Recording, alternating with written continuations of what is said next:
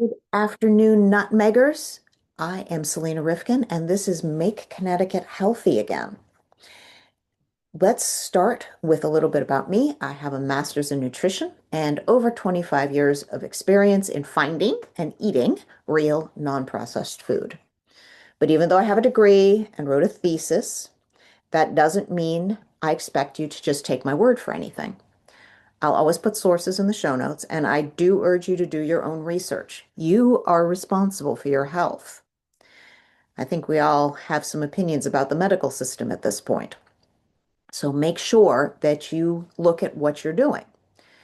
So this segment is part of Don't Eat That Crap, and we're talking about junk food. Junk food will hack our ancestral preferences. It gives us less energy than the digestion costs, and it destroys our gut microbiome. Today, we're going to talk about the hidden stuff in safe food, and that's in bunny quotes for anybody who's just listening. That includes additives, preservatives, and colorants. And we're also going to talk about why FDA safety, also in bunny quotes, has some blind spots. The USDA lists over 3,000, I'm going to say that again, 3,000 generally regarded as safe, again, I'm going to put those in bunny quotes, additives. Some of these are fine, like salt and baking soda and vanilla. That's okay.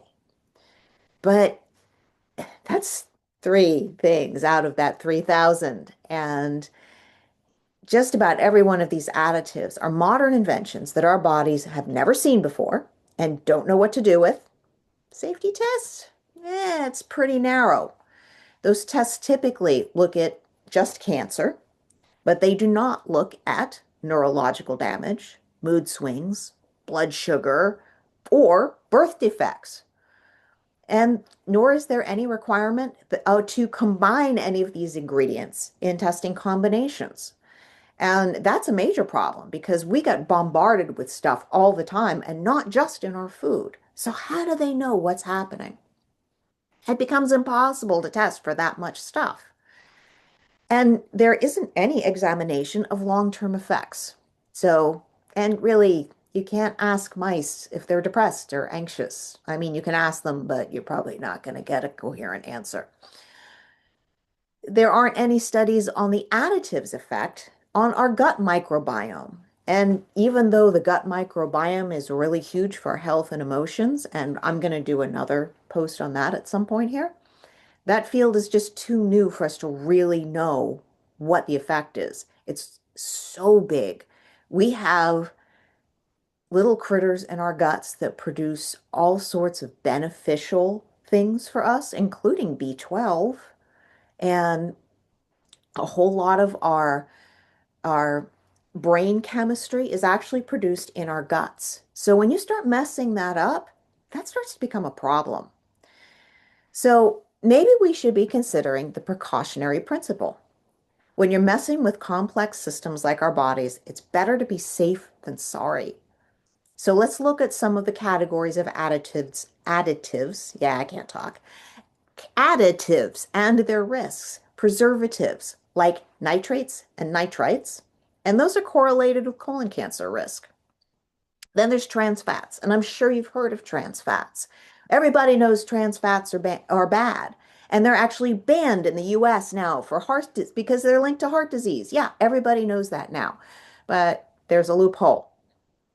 If a product has under half a gram per serving of trans fats, that's equals zero trans fats.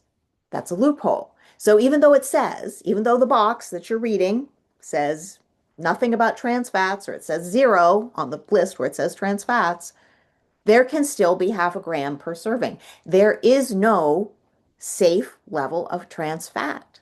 There's no safe level. So, yeah. Anyway, you can think for yourself. The preservative, BHA, I'm sure you've heard of that too. That also shows cancer risks in some of the newer studies. And then there's the food colorants, and thank goodness RFK Jr. is getting rid of them because these studies show on dyes show nervous system effects. Some dyes are contaminated with uh, benzodiazine, which is cancer licked. And I probably pronounced that wrong, and I apologize. But I'm going to spell it Benzidine. Benzodiazine. Okay, benzodiazine. Yeah. Red 40 is tied to hyperactivity and cancer concerns. So then there's the emulsifiers, and that's things like polysorbate 80. And here's another good one, carboxymethylcellulose. I'm going to say that again because it's a good one. Carboxymethylcellulose. Emulsifiers are what keeps things blended. You have fats and waters in a lot of these creamy ingredients, and this keeps them from separating them.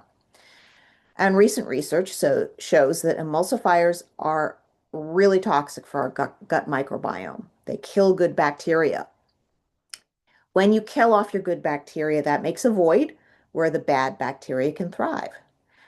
Bad bacteria don't just create an absence of the good biochemistry that we need. Bad bacteria produce toxic chemicals that then feed into our blood. So when someone starts having an emotional moment, that can be the fact that they've got toxics running around in their blood. But the other part of this is that when you have bad bacteria, they tend to make holes in your gut and you end up having a leaky gut. And that's microperforations in your intestines. And that means that undigested food is leaking into your bloodstream where it absolutely does not belong. And that's a path to food allergies and worse. It's really going to mess with your immune system. So all of that is bad enough. But then there's the unintentional contaminants, the oops, it got on my food. And there's an estimated 12,000 of those that it's possible that that might be in your food that they're not actually testing for. The major one is glyphosate. And maybe you've heard about glyphosate in the news. Glyphosate is the main ingredient in the herbicide Roundup. This Roundup is sprayed on GMO soy and corn routinely. And even if, and that's a big if, we don't actually know if GMO foods are safe. There's a general claim that they are completely safe and we shouldn't worry about them. But what we do need to remember is that these plants, these GMO plants, are designed, specifically designed to tolerate lots of chemicals being sprayed on them, and not just glyphosate. But it's not just soy and corn that get this layer of glyphosate. So this glyphosate is applied to wheat as a pre-harvest desiccant. Basically, it kills the plant so that the plant can dry out because when you're trying to harvest wheat, if it rains on it, you got a big problem. You got a field of rotting wheat. So they look at the weather, they say, okay, we've got a big stretch. This is a good time to harvest. So even if the wheat is not quite ready, they spray it with glyphosate. Wheat all dies and dries out, and then they have an easy harvest activity. Glyphosate also wipes out your gut microbiome, and glyphosate is in any non-organic bread that you buy in the store, and that is not going to be on the label. Glyphosate has a lot of cancer risk. Bayer/Monsanto, who makes it, they were sued for cancer risks and settled. It was around 100,000 cases, and they settled for around $11 billion. There's a new class settlement was proposed early in 2026, and that was 7.25 billion for current and future non-Hodgkin's lymphoma claims. That case is ongoing. So, is a quick dopamine hit from eating junk food worth these risks? That's your call, but you should know the risk that you're taking. So, next up in the junk food series is going to be some tips on removing junk food from your diet. And that should be fun, and I really hope that you'll tune in for that one. So, start a healthy habit. Start walking daily. Get outside. Get rid of something bad for you, even if it's just one thing. You are needed. Your family needs you. Your community needs you. Let's make Connecticut healthy again. And I'll see you soon.